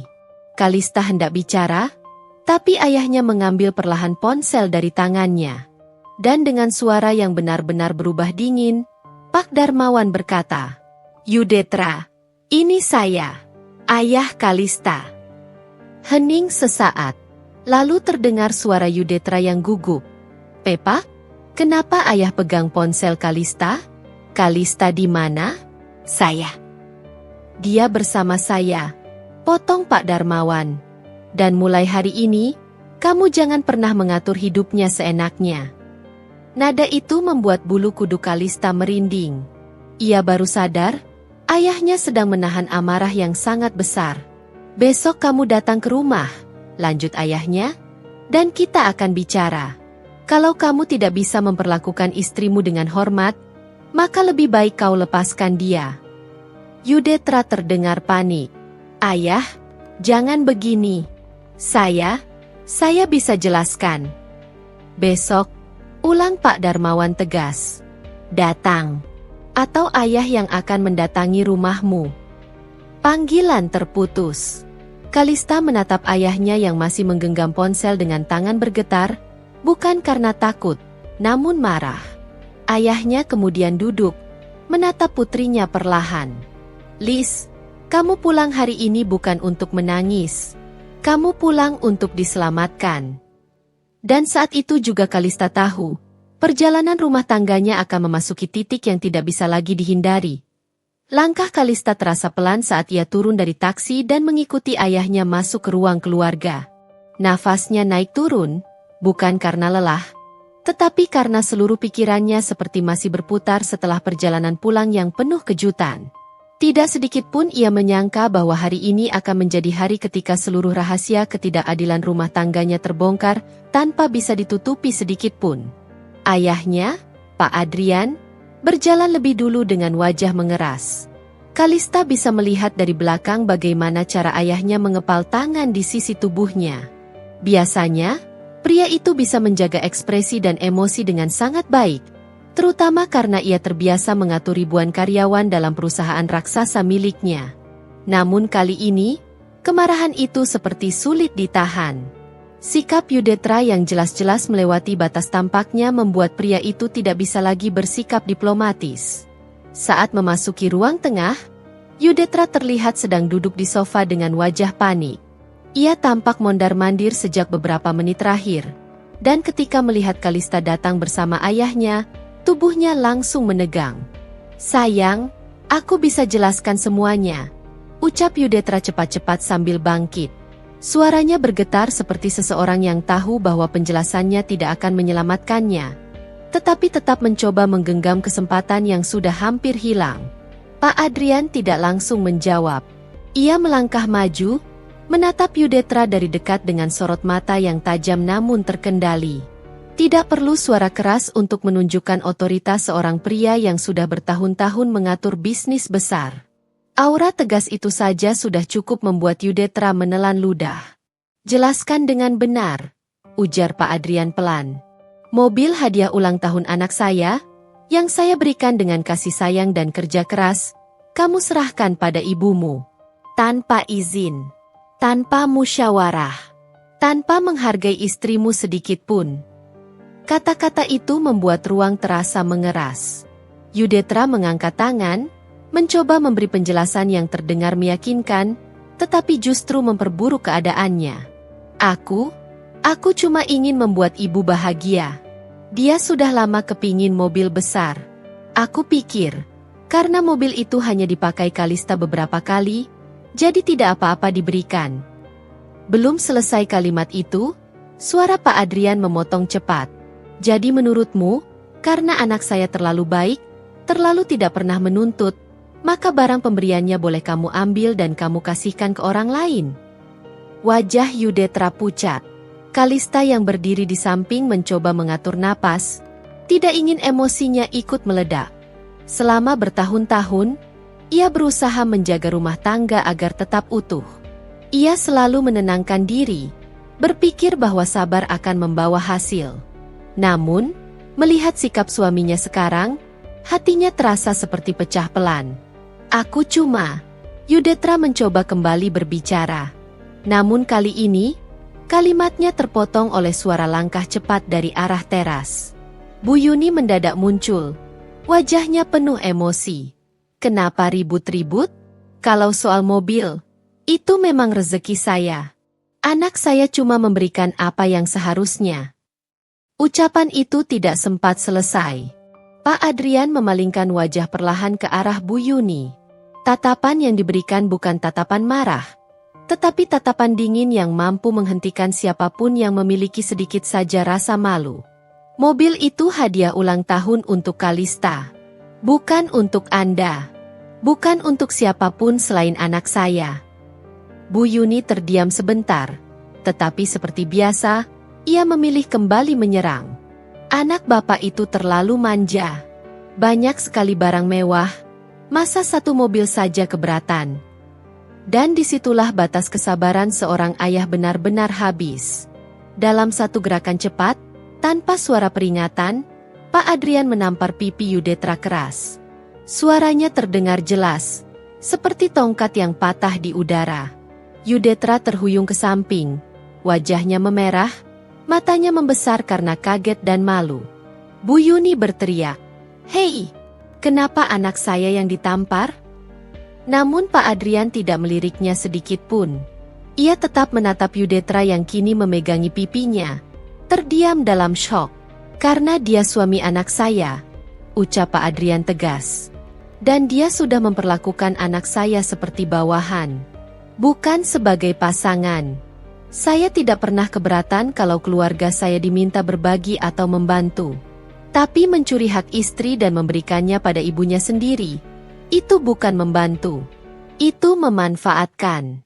Dan itu merendahkan martabat keluarga saya." Yudetra mulai menangis.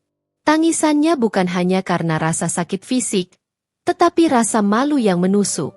Ia memandang Kalista dengan mata memohon. "Aku salah. Aku tahu aku salah, tapi jangan begini, sayang. Jangan biarkan ayahmu membenciku. Aku cuma ingin membuat ibuku bahagia. Aku kira kamu tidak keberatan. Kamu selalu bilang tidak masalah kalau aku bantu keluarga." Kalista menarik napas panjang. Ini adalah saat yang selama ini ia hindari. Ia selalu takut terlihat keras. Ia selalu mengalah. Ia selalu berpikir bahwa suatu hari Yudetra akan sadar dengan sendirinya. Tapi ternyata, semakin ia membiarkan, semakin Yudetra merasa berhak mengambil apa saja darinya. "Yudetra," ucap Kalista perlahan, suaranya serak namun tenang. "Aku membantu bukan berarti aku boleh diperlakukan sembarangan. Aku berbagi bukan berarti kamu boleh mengambil apapun tanpa bicara denganku. Aku tidak meminta mobil itu. Aku bahkan jarang memakainya. Tapi itu bukan alasan kamu memberikan barang pemberian ayahku kepada ibumu. Dan kamu melakukannya tanpa bertanya sedikit pun. Kamu bahkan membentakku saat aku protes. Yudetra jatuh berlutut. Tangannya memegang ujung gaun Kalista dengan penyesalan yang sangat jelas. Aku mohon, jangan tinggalkan aku. Aku buat kesalahan, aku sadar. Tapi jangan biarkan beliau memutuskan hubungan kita. Aku masih sayang kamu, tolong beri aku kesempatan. Namun sebelum Kalista sempat menjawab, Pak Adrian mengeluarkan map coklat dari tas kerja yang ia letakkan di meja.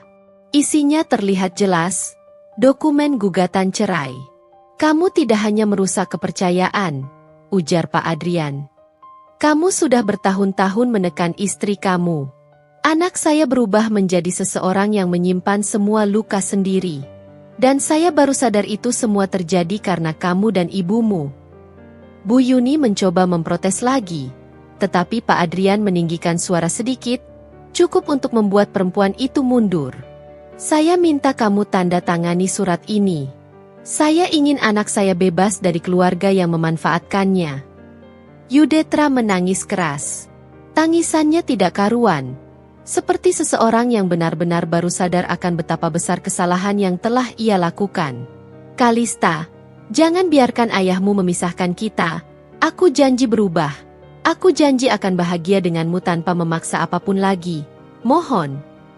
Namun hanya ada satu suara yang menentukan. Kalista menarik tangannya dari genggaman Yudetra. Ia berdiri tegak, menatap suaminya yang selama ini menjadi sumber luka. Ini bukan soal ayahku, ucapnya akhirnya. Ini soal aku. Tentang aku yang selama ini kamu rendahkan. Kamu tidak sadar, tapi kamu sudah terlalu lama membuatku merasa tidak dihargai. Yudetra terlihat seperti kehilangan napas. Jadi, kamu benar-benar ingin menceraikan aku? Kalista menatapnya lama. Ada air mata yang menggenang, tetapi suaranya tegas. Aku ingin dihargai. Dan selama kamu tidak mampu melakukan itu, aku tidak bisa terus hidup seperti ini. Keheningan panjang turun di ruangan itu. Bu Yuni menghentikan protesnya karena syok. Yudetra terisak tak terkendali. Sementara Pak Adrian berdiri di samping anaknya, memegang bahu Kalista sebagai bentuk dukungan tanpa kata. Suasana ruang keluarga masih berat setelah percikan konflik di bab sebelumnya mereda. Kalista bergerak perlahan menuju sofa, bukan karena tidak mampu berdiri, tetapi karena beban emosional yang ia rasakan seperti mengikat seluruh tubuhnya. Dokumen gugatan cerai yang diletakkan ayahnya di atas meja membuat jantungnya berdebar tidak karuan. Semua kejadian yang ia alami selama bertahun-tahun bersama Yudetra seperti melintas kembali di kepala, dari hal kecil sampai yang paling menyakitkan. Pak Adrian duduk di sisinya tanpa suara. Hanya genggaman tangan di bahu Kalista yang menunjukkan bahwa ia berada di sana sebagai ayah yang siap melindungi.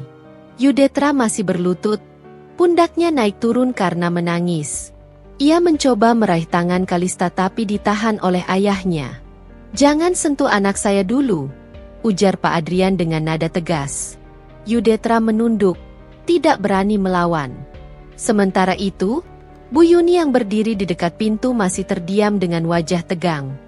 Wanita itu tidak menyangka bahwa apa yang ia lakukan selama ini akhirnya membuat rumah tangga anaknya berada di ambang kehancuran. Namun, daripada introspeksi, ia justru memandang Yudetra seolah meminta pembelaan. Detra, ujar Bu Yuni mencoba mendekati. Jelaskan pada mereka. Katakan kalau kamu cuma ingin membahagiakan ibumu. Kenapa semua jadi seperti ini? Masa hanya karena satu mobil? Apa ibu pikir ini hanya soal satu mobil? Suara Kalista akhirnya keluar. Lembut, tapi tajam. Tatapan matanya mengarah pada Bu Yuni dengan ketenangan yang jarang ia tunjukkan sebelumnya. Selama ini ibu mengambil barang-barang saya satu persatu. Perhiasan, jam tangan, tas mahal, bahkan barang-barang yang ayah saya berikan. Ibu selalu bilang itu pinjam, tapi tidak pernah kembali. Bu Yuni terdiam. Kalista melanjutkan, kali ini lebih tegas. Dan suami saya selalu meminta saya mengalah. Selalu bilang saya berlebihan. Padahal ibu sudah melampaui batas. Saya diam bertahun-tahun. Tapi mengambil hadiah ulang tahun dari ayah saya dan memberikannya pada ibu tanpa izin. Itu bukan sekadar tidak sopan. Itu pengkhianatan. Wajah Bu Yuni berubah merah. Kamu itu terlalu sensitif. Kamu kan kaya, banyak barang, kenapa hitungan begitu? Pak Adrian langsung menatap tajam ke arahnya. Karena barang itu hak anak saya. Kalau Anda tidak bisa menghargai, Anda tidak layak mencampuri rumah tangga mereka. Yudetra tersentak mendengar itu. Pria itu menangis lebih keras. Ayah, Bu, hentikan dulu. Ini salahku. Bukan salah Kalista, bukan salah siapapun. Aku yang salah. Ia menatap Kalista dengan mata memerah. Aku mohon, jangan teruskan berkas cerainya. Aku bisa berubah, aku janji. Aku bisa jadi suami yang lebih baik. Aku bisa berhenti mengikuti kemauan ibu. Aku bisa membuat ibu tidak ikut campur lagi. Asal kamu jangan tinggalkan aku. Kalista memejamkan mata sebentar. Tangannya gelisah di pangkuannya. Hatinya jelas tergores. Ia bukan seseorang yang mudah membenci. Tapi beberapa luka terlalu dalam untuk disembuhkan oleh permintaan maaf. Detra. Kalista mencoba mengatur napas. Selama ini, aku selalu menunggu kamu berubah. Tapi kamu tidak pernah mendengarkan. Setiap kali aku merasa sakit, kamu selalu bilang aku lebay atau terlalu sensitif. Kamu selalu memihak ibumu, seolah-olah aku hanya pendatang di rumah kita sendiri. Aku tahu, aku salah, aku bodoh. Yudetra mulai terisak lebih keras. Tapi beri aku kesempatan terakhir. Satu kesempatan saja. Aku akan buktikan. Aku akan potong kartuku sendiri agar ibu tidak bisa pakai uang darimu lagi.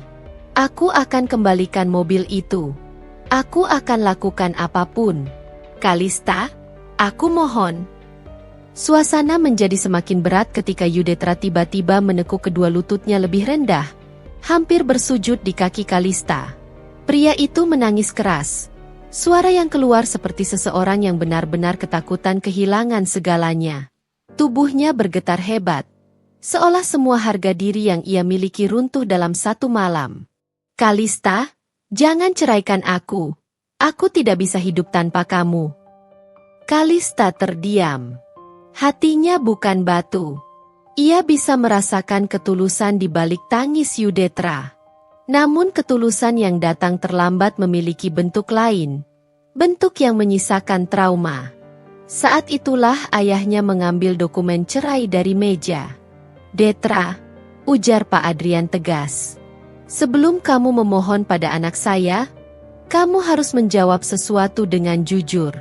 Selama ini, ketika ibumu mengambil barang-barang Kalista, apakah kamu pernah berusaha menghentikannya? Yudetra terdiam. Kalista memandangnya, berharap setidaknya ia akan mengakui kesalahan itu dengan tegas. Namun Yudetra diam terlalu lama. Dan diam itu sudah cukup menjadi jawaban. Pak Adrian meletakkan dokumen itu di meja lagi, kali ini lebih dekat pada Yudetra. Kalau betul kamu sayang pada anak saya, kamu harus sadar bahwa pernikahan bukan tentang mengambil keuntungan. Bukan tentang memanfaatkan kelembutan pasangan. Bu Yuni memotong. Sebagai suami, dia berhak. Berhak. Ayah Kalista menatap tajam. Berhak memaksa? Berhak mengambil? Berhak memiskinkan martabat istri? Bukan begitu caranya. Kalista menutup wajah dengan tangan, menahan tangis. Bukan karena sedih semata, tetapi karena ia merasa akhirnya ada seseorang yang membelanya dengan tegas. Yudetra kembali mendekati Kalista. Matanya memohon dengan sangat. Aku janji, aku akan berubah, tapi jangan ceraikan aku. Kita masih bisa memperbaiki. Aku mohon, aku tidak bisa kehilangan kamu. Kalista mengambil waktu beberapa detik untuk menenangkan diri.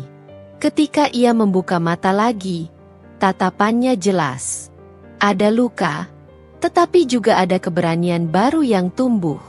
Detra, aku tidak ingin membuat keputusan dalam keadaan emosi, ujarnya pelan.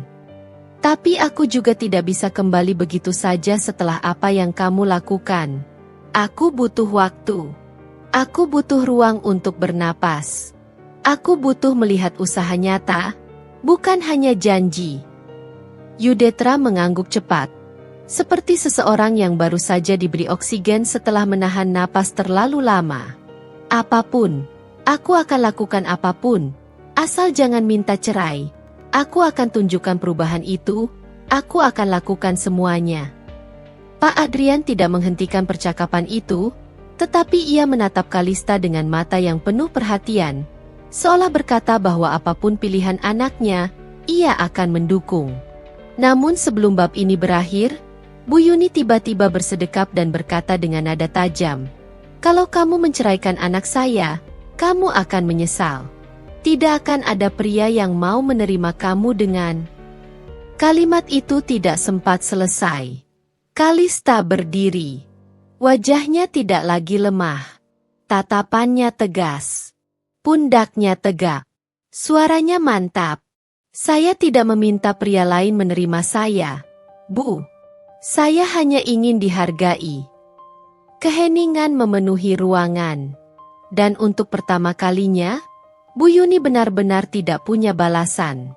Keesokan paginya, suasana rumah Kalista berbeda dari biasanya. Tidak ada suara Yudetra yang memanggil-manggil atau Bu Yuni yang menuntut ini dan itu. Hanya ada ketenangan yang perlahan meresap ke dalam setiap sudut ruangan. Seperti udara baru yang akhirnya bisa masuk setelah bertahun-tahun tertahan. Kalista bangun dengan perasaan aneh. Bukan bahagia, bukan sedih, tetapi lega. Lega karena untuk pertama kalinya, ia merasa hidupnya kembali berada di tangannya sendiri. Ia duduk di tepi ranjang cukup lama, menatap keluar jendela, membiarkan sinar matahari pagi menyentuh wajahnya. Ada getaran kecil di dadanya, seperti keberanian baru yang sedang tumbuh. Setelah bertahun-tahun merasa tidak dihargai, hari itu ia merasa dirinya punya kekuatan untuk menentukan jalan hidupnya sendiri. Ayahnya mengetuk pintu perlahan. "Kal, sarapan sudah siap," ujarnya lembut. Kalista menoleh dan tersenyum tipis. "Terima kasih, ya." Saat turun ke ruang makan, suasananya hangat. Ada secangkir teh kesukaannya di atas meja, roti panggang, buah segar, dan menu sederhana yang disiapkan chef keluarga. Ayahnya duduk dengan ekspresi tenang, tetapi matanya tetap penuh perhatian seperti seseorang yang ingin memastikan anaknya benar-benar baik-baik saja. "Kamu tidur cukup?" tanya Pak Adrian. "Lumayan," jawab Kalista sambil duduk. Ayahnya mengangguk pelan. "Mulai hari ini, kamu tidak perlu kembali ke rumah Detra dulu. Ambil waktu sebanyak yang kamu butuhkan. Ayah sudah bicara dengan pengacara untuk menjaga hak-hakmu jika kamu memang ingin melanjutkan perceraian." Kalista menghirup teh perlahan. "Aku belum membuat keputusan penuh," ucapnya jujur. "Tapi aku sudah tahu satu hal." "Apa itu?" "Aku tidak ingin kembali menjadi Kalista yang selalu diam, yang selalu mengalah, dan membiarkan dirinya diinjak tanpa batas. Aku ingin membangun hidupku sendiri." Ayahnya menatapnya bangga. "Itu keputusan yang matang. Apapun yang kamu pilih nanti, ayah akan mendukung." Kalista tersenyum kecil. Untuk pertama kalinya dalam waktu yang lama, ia merasa aman. Di tempat lain, Yudetra duduk di ruang kerjanya dengan mata sembab. Ia tidak berkonsentrasi pada pekerjaan yang menumpuk di mejanya. Kepala divisi memanggilnya berkali-kali, namun pikirannya melayang pada kejadian semalam. Ia mengingat tatapan Kalista, tegas, dewasa, dan penuh luka. Ia sadar bahwa ia telah melewati batas terlalu jauh. Setiap napasnya terasa berat. Ia berkali-kali mencoba menghubungi Kalista tetapi hanya ada pesan singkat yang membalas. Aku butuh waktu sendiri. Beri aku ruang. Yudetra menjatuhkan ponselnya di meja dan menutup wajah dengan kedua tangan. Ia menyesal, sungguh-sungguh menyesal. Namun, penyesalan selalu datang terlambat. Beberapa hari berlalu. Kalista mulai kembali pada rutinitas yang selama ini ia tinggalkan karena masalah rumah tangga. Ia lebih sering menghabiskan waktu bersama ayahnya di kantor pusat Kalista Group.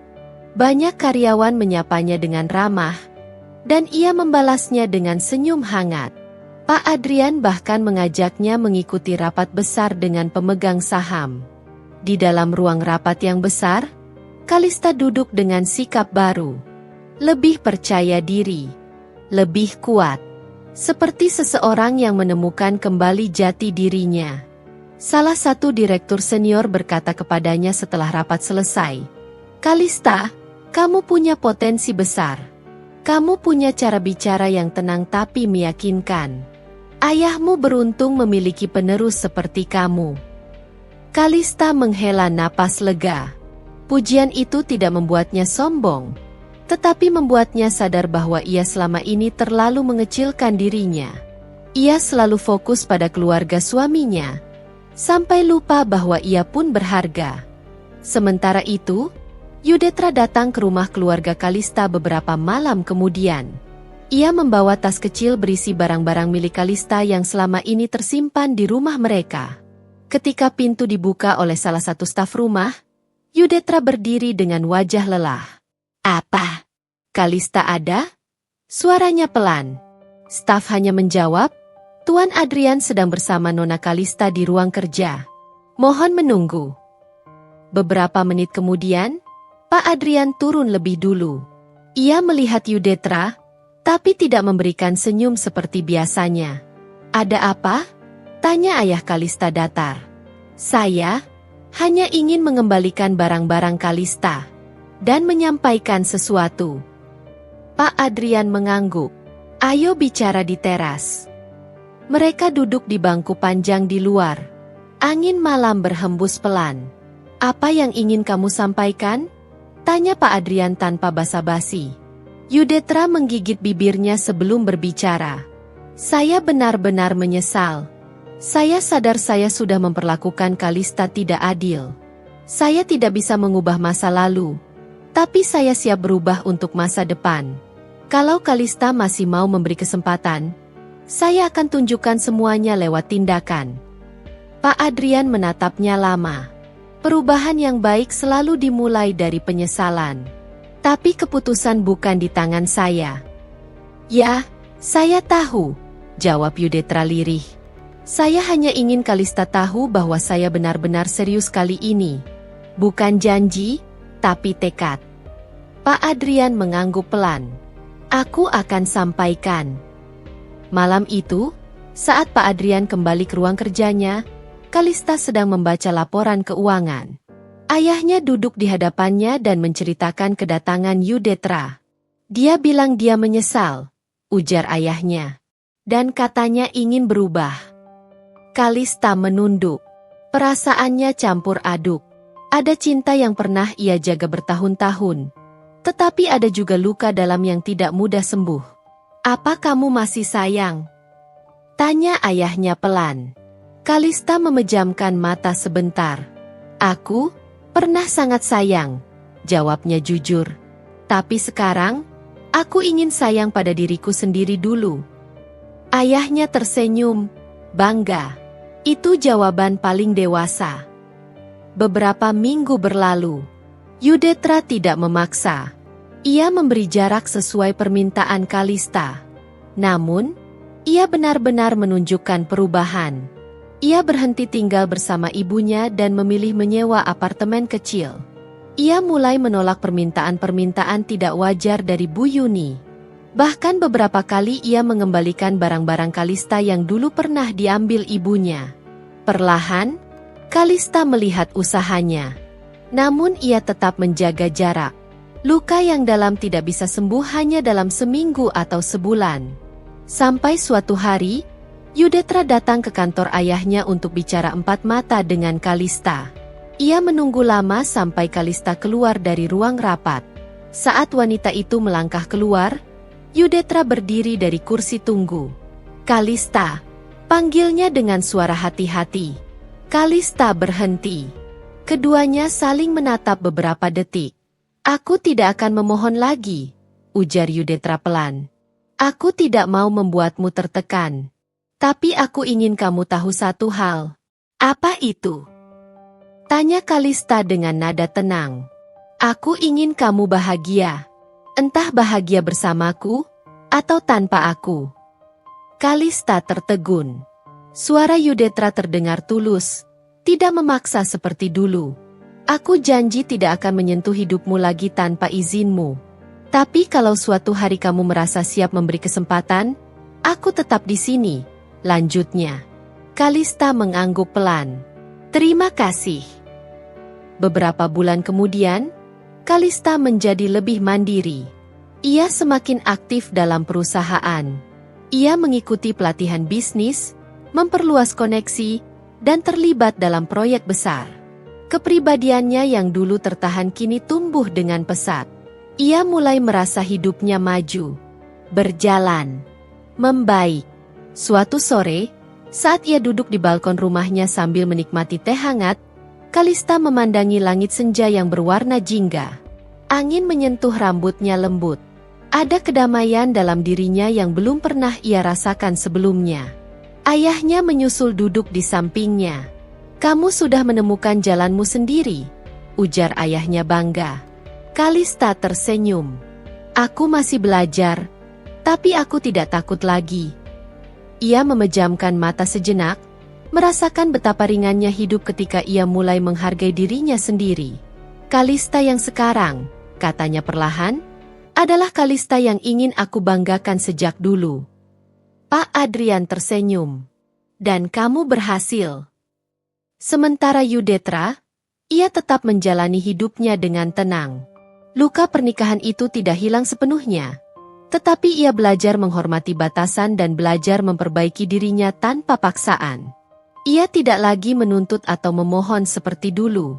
Ia menjalani hidup sebagai seseorang yang berusaha memperbaiki kesalahan. Di sisi lain, Kalista melangkah maju. Ia tidak kembali ke pernikahan itu. Ia memilih membubarkan hubungan yang membuatnya terluka. Gugatan cerai resmi dikabulkan beberapa bulan kemudian. Tidak dengan drama besar, tidak dengan tangisan berlebihan, tetapi dengan ketenangan yang ia perjuangkan. Keputusan itu membuat hidupnya jauh lebih damai. Ia menjadi wanita yang mandiri, kuat, dan dihormati. Bukan karena kekayaannya, tetapi karena dia akhirnya berani memilih diri sendiri. Dan pembaca pun menemukan kepuasan ketika melihat Kalista tidak kembali pada hubungan yang menyakitkan, tetapi menutup cerita ini dengan langkah baru yang penuh harapan. Sebuah akhir yang adil. Sebuah akhir yang layak untuk perjuangannya. Sebuah akhir yang membuat Kalista berdiri tegak sebagai tokoh utama yang menemukan kekuatannya sendiri. Beberapa bulan berlalu sejak sidang putusan terakhir, dan hidup Kalista berubah jauh lebih tenang daripada yang pernah ia impikan. Tidak ada lagi suara-suara yang meremehkan, tidak ada lagi tuntutan menyakitkan yang menjerat napasnya setiap hari, dan tidak ada lagi bayangan rumah mertua yang membuat dadanya sesak hanya dengan mengingat ambang pintunya. Ia kini tinggal di sebuah rumah mungil yang ia sewa dekat taman kota. Tidak besar, namun hangat, bersih, dan terasa seperti tempat yang memang disiapkan untuknya memulai kembali hidup yang dulu tak pernah ia miliki. Di ruang tengah, ada rak buku kecil yang ia isi pelan-pelan. Di sudut dapur, ada tanaman sukulen yang ia rawat setiap pagi. Kesederhanaan itu membuatnya merasa memiliki kendali penuh atas hidupnya. Setiap hari Minggu pagi, Kalista punya kebiasaan baru yang tak ia lewatkan. Ia berjalan menuju taman kota dengan membawa termos kecil berisi kopi dan sebuah buku catatan. Di sana, ia duduk di bangku yang sama, di bawah pohon angsana, sambil menikmati hembusan angin dan suara langkah orang-orang yang lewat. Hari itu, Ketika ia menyesap kopi hangatnya, ia membuka halaman pertama buku catatan barunya. Di sana, ia menulis sebuah kalimat sederhana. "Terima kasih, diriku, karena bertahan." Kalimat itu membuat dadanya hangat. Ada rasa bangga yang tumbuh, bukan dari apa yang ia capai, melainkan dari keberaniannya keluar dari lingkaran rasa sakit yang ia anggap wajar selama bertahun-tahun. Semenjak perceraian disahkan, Yudetra sempat mencoba menghubungi Kalista berkali-kali, tetapi ia tidak merespons. Bukan karena benci, melainkan karena ia sudah selesai. Bukan lagi bagian dari cerita yang harus ia ulang-ulang dalam pikirannya. Kalista telah belajar bahwa memaafkan bukan berarti membuka pintu kembali, melainkan melepaskan kekuatan orang lain atas hatinya. Sementara itu, Bu Yuni, yang dulu begitu mendominasi, kini berhadapan dengan realitas yang ia ciptakan sendiri. Keheningan yang menggantung di dalam rumah besar miliknya setelah hubungannya dengan Yudetra pun memburuk. Namun semua itu sudah bukan ranah Kalista lagi. Ia memilih untuk tidak melihat ke belakang, sebab setiap langkah yang ia ambil kini mengarah pada hidup yang jauh lebih jujur terhadap dirinya sendiri. Pekerjaannya di kantor juga berkembang. Atasan yang melihat perubahan besar dalam cara Kalista bekerja, lebih fokus, lebih tegas, dan lebih kreatif, akhirnya menawarkan proyek baru yang memberinya ruang untuk memimpin. Ini bukan hanya kesempatan, tetapi pengakuan terhadap kemampuan yang selama ini terkubur oleh tekanan rumah tangga. Di suatu sore, sepulang kerja, Kalista berdiri di depan jendela rumah kecilnya, memandang matahari yang mulai tenggelam di balik gedung kota. Cahaya jingga menyelinap ke dalam ruang tamu dan membasahi dinding dengan warna hangat. Ia tersenyum kecil, lalu membisikkan sesuatu yang hanya ia dan dunia yang kini ia miliki yang mengerti. "Aku akhirnya kembali. Bukan kembali kepada masa lalu, bukan kembali kepada Yudetra, bukan kembali kepada kebaikan palsu rumah mertua, melainkan kembali kepada dirinya sendiri." Dan dari titik itu, Kalista tahu bahwa jalan ke depan mungkin belum tentu sempurna. Tapi ia kini berjalan dengan langkah yang tidak lagi digoyahkan oleh tuntutan siapapun. Ia berjalan dengan keteguhan, dengan bekal pengalaman pahit yang kini berubah menjadi kekuatan. Hidup barunya dimulai tanpa drama berlebih, tanpa sorak-sorai megah, namun dengan ketenangan yang sangat mahal nilainya. Dan untuk pertama kalinya setelah sekian lama, Kalista benar-benar merasa bebas. Selesai.